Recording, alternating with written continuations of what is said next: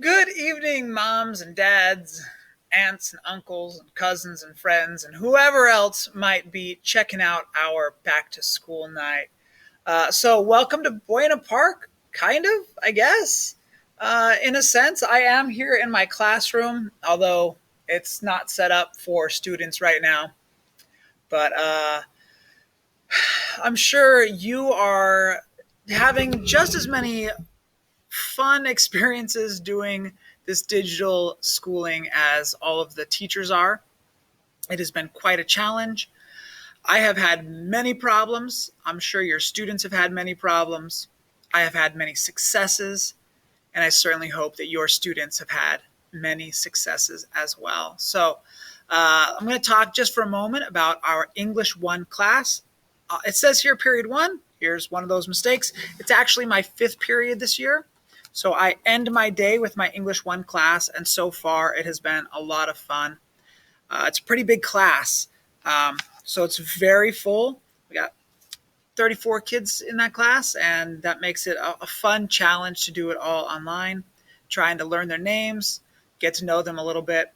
So I'm just going to quickly go over some of the things that we're hoping to do this year and talk about grades a little bit and such. So part of this class is for some of our ELD students. They are working on their English credit. Welcome to all the families and parents and students from all kinds of different languages and backgrounds from all over the world. It is quite the fun experience to have your students in my class. So, English 1, there I got it right, 5th period. So the first thing we'll look at here is this idea of the grading breakdown, which is here.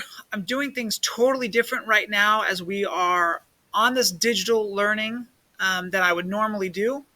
This is, I think, going to be the easiest way to give accurate grades for your student work.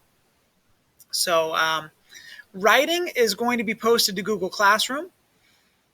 Go Formative is another web program that your students are using that they're going to work on their fluency reading for me, as well as questions and such. Edpuzzle is a program where your students will watch a short video. Sometimes I've made it. Sometimes it's just something from YouTube. And then there are questions in it that they have to answer. We are going to use the program Quizlet for vocabulary, studying vocabulary. We've already looked at a couple of different vocabulary sets on Quizlet this year. No Red Ink is another program that we are using for grammar and writing practice. And then other kinds of assessments that we will do throughout the semester. And I hope that you can be patient and forgiving as we try and figure this out. We have to kind of redefine a lot of the things that we've been doing. So anyway, so far this school year, we have worked on some short stories, and we're going to continue to work on some short stories. Hopefully, at some point, we're going to read Of Mice and Men. The trick is trying to get the students the textbooks and haven't figured that one out quite yet. And then hopefully next semester, we'll be back and we'll do Romeo and Juliet and To Kill a Mockingbird. And then maybe Night will fit in there somehow. And that's normally the stuff that I teach. So kind of taking it one day at a time this year.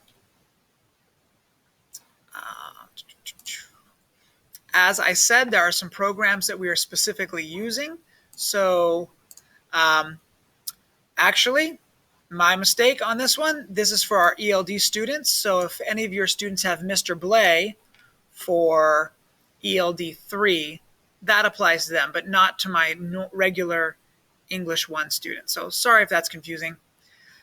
But one of the programs we are going to use quite a bit is Edpuzzle.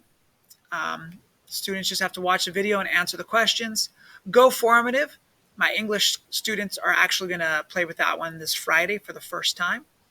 Quizlet we have used, so just make sure that your student is signed in to Quizlet and signed up for Quizlet, as well as No Red Ink. So those are the major programs that we're going to be using in this class for now. So make sure your students are signed up and logged into those, and you can check grades on ARIES, which will correspond to those different assignments. So Speaking of ARIES, make sure that your student and you have signed up with ARIES. If you have not, you need to call the school, talk with Mrs. Hunter, and make sure that you get signed up. And this is a great way for you to keep track of your students' assignments, keep track of the work that they need to get done, and keep track of their grades. So thank you for joining our back to school night. I don't know, pretty wild, pretty weird. So if you have questions, you can always reach out to me with via email, which is right here. It's DeClercq, DECLERCQ at FJUHSD.org.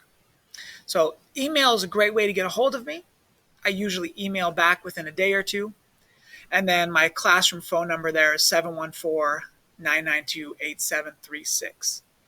If you do speak another language, we do have some translators available. So if you call up, especially Spanish, but we do have translators for other languages as well. And we will do our best to work with you if you have questions. So here's hoping for a great year. Here's hoping we can all come back together in class very soon and do school in a more regular way. But for now, I hope you and your students and your family are safe and healthy. And thanks for coming and checking this out. Have a good night.